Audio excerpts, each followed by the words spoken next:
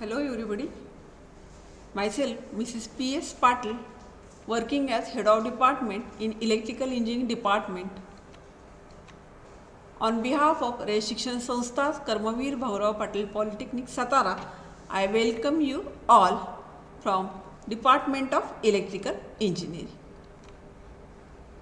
Today I am going to conduct one lecture for the subject Industrial AC Machine. So let me introduce first. My program is Diploma in Electrical Engineering, and the course under which we are considering today's topic, it is Industrial AC Machine. The course code is 2253 and the semester is 5th sem I scheme. So before I start with my lecture, I will make one announcement that this video is for education purpose only, no copyright infringement. The copyright belongs to the rightful owner and credit goes to respective video music composers and singers. So today we are going to consider a unit, that is single phase induction motor. What are the outcomes of today's unit? They are: first we will see explain with sketch the working of given single phase induction motor.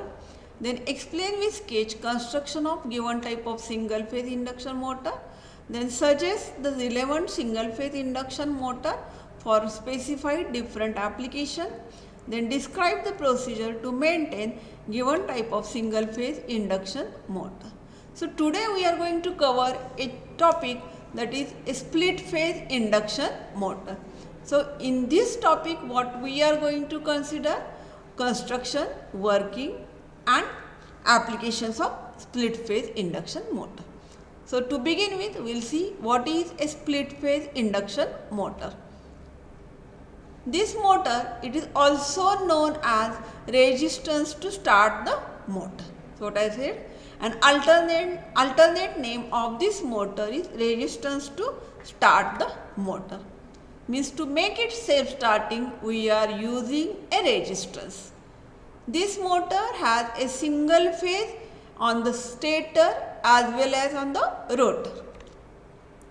The stator of this type of induction motor includes two main windings, like main winding and an auxiliary winding. The winding which is provided on the stator of a split phase induction motor, as far as stator is considered, it is having two windings. One is the main winding and other is the auxiliary winding, which is also called as a starting winding. The arrangement of these two windings can be done with the separation of 90 degree in space. That is the basic requirement while providing this winding, that means starting winding and the running winding, or we can say the main winding and the auxiliary winding, they are having 90 degree phase shift in the space. These motors are available in different types, which is resistance split phase motor we are going to study. The working principle of split phase induction motor, it is related to polyphase induction motor. Means we can compare working of this split phase induction motor to the polyphase induction motor. There is some resemblance but some disparity. What is the disparity? That we will discuss here. The main disparity is in a single phase motor, it does not generate a rotating magnetic field, whereas the polyphase machines generate a pulsating field. Therefore, phase splitting can be done to generate the rotating magnetic field for making it self-starting and to run it like the other three-phase motors. So what I say that to make it self-starting, we are providing some special provision, and that is what the split phase motors. So before considering how the split phasing helps to make the motor self-starting, we will discuss why single phase induction motor is not self-starting, or why single phase induction motors doesn't have a self-starting torque.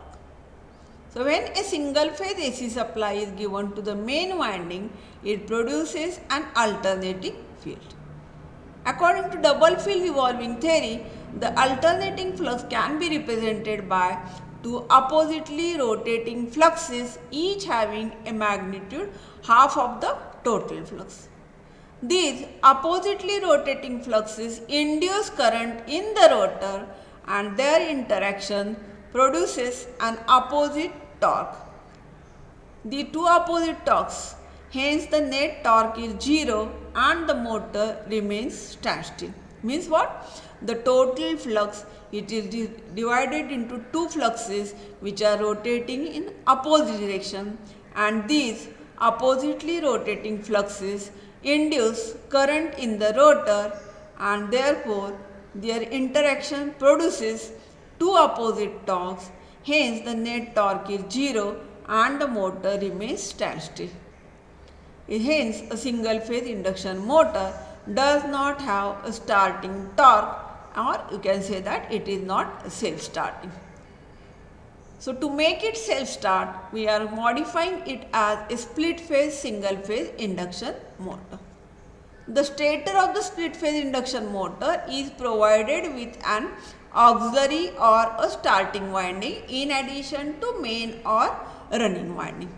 So, we are using two parallel words, main winding and auxiliary winding, or you can say running winding and starting winding.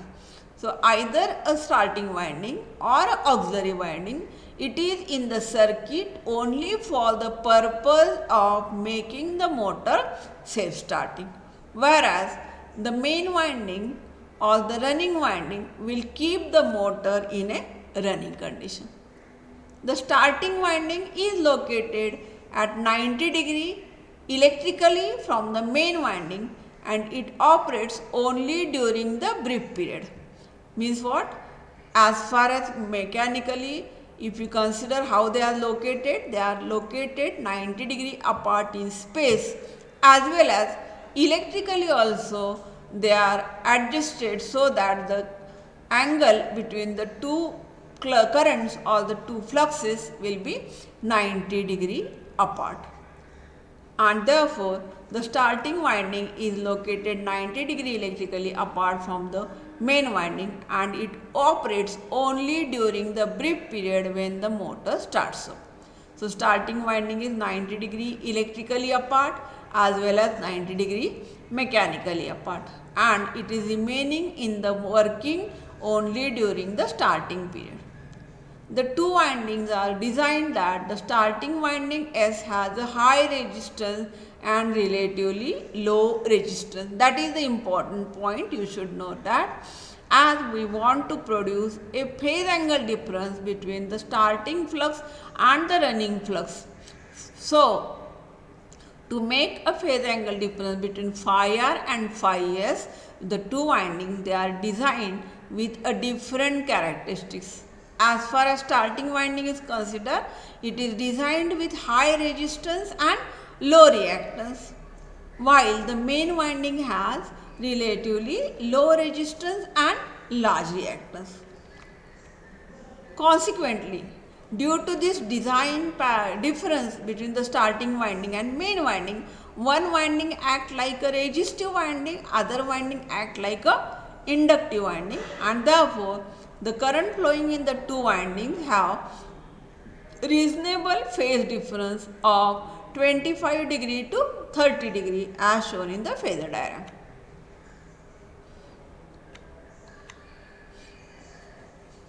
So, this is the phasor diagram. You will see this is your machine. I have shown the constructional diagram. This will be your main winding, and with respect to main winding on the stator, this will be the starting winding on the stator. Main winding and starting winding, they will be having 90° phase in space, means location wise. If this is along y axis, this is along x axis. Inside the stator there is a rotor. Rotor is having a squirrel cage construction with number of thick conductors which are short circuited by end rings. Remember that starting winding is to be disconnected once the motor accelerated, so it is having one centrifugal switch in series with the starting winding. While designing the starting winding and the main winding, we are making some difference, and due to that difference, what is the difference? This one is having high resistance, low inductance, and this one is having low resistance and high inductance.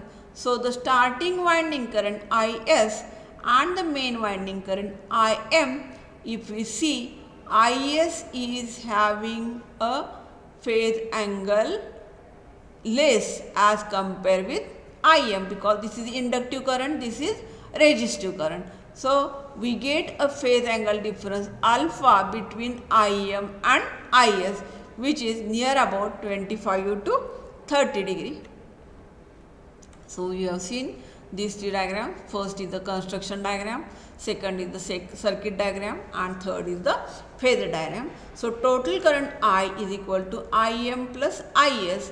Both the currents are having some lagging phase angle, but starting current being more resistive and main current being more inductive, starting current and main current, they are acting at different phase angles, and as a result the phase angle difference between Im and Is is produced, which is near about 25 to 30 degree. And then here the total current I, which is equal to Im plus Is, we can find it by using a parallelogram.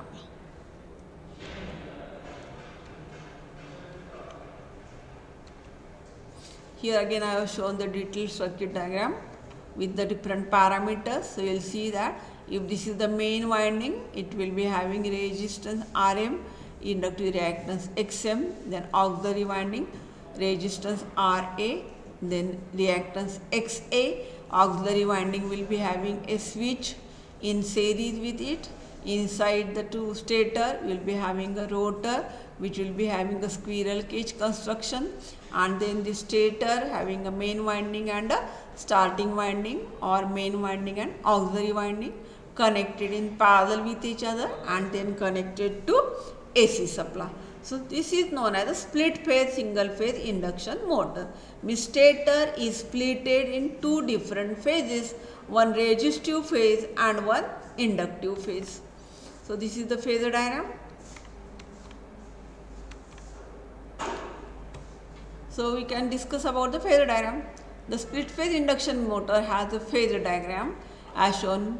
In this figure you can see that the flow of current within the main winding is lagging after the voltage approximately through an angle of 90 degree. As it is more inductive circuit, its phase angle is lagging near about 90 degrees. Whereas auxiliary winding current is a flow of current within an auxiliary winding, and as it is a resistive circuit, it is near about in phase with the voltage. Therefore, we can see that there is a phase angle difference between the two winding currents. A time disparity and the phase angle difference is observed between the two currents. The phase difference of time is not 90 degree, but it is near about 30 degrees. So to generate the rotating magnetic flux, this much phase difference is sufficient. So when the two stator windings are energized from a single phase supply, main winding carries a current Im, while the starting winding carries a current Is. Since main winding is highly inductive while starting winding is highly resistive, the currents Im and Is have a reasonable phase angle of 25 to 30 degree between them. So this is the phase angle difference between the two windings which are provided on the stator itself.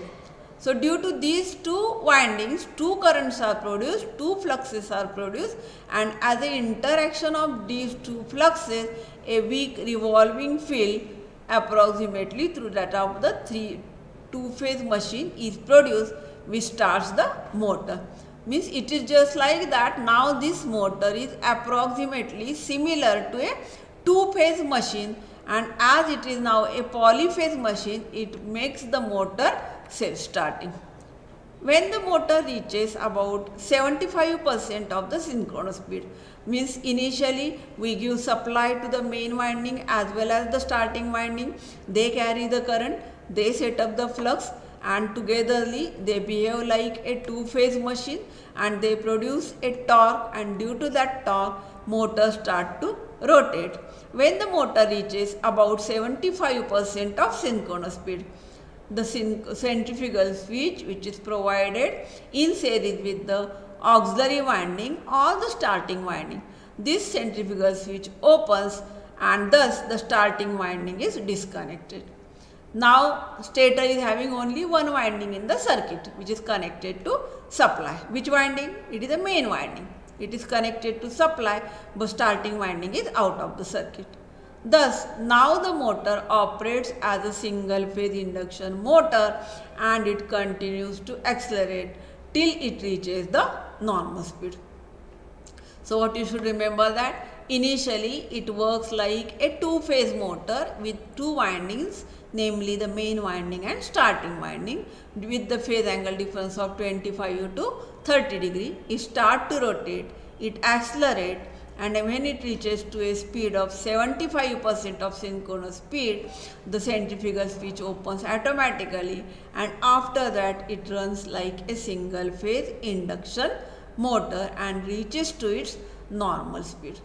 How much is this normal speed? This normal speed of the motor is below the synchronous speed, and its actual value depends on the load which is connected on the motor. Now we will see where these motors are used. So the basic thing is that due to their low cost, split phase induction motors are most popular motors which are used in the market. An important characteristics of this motor is that they are essentially a constant speed motors. These motors are not having a variation in the speed to that much range. What is the probable speed variation? The speed variation is 2 to 5% from no load to full load. So these motors are suitable where moderate starting torque is required, means not too high and not too low.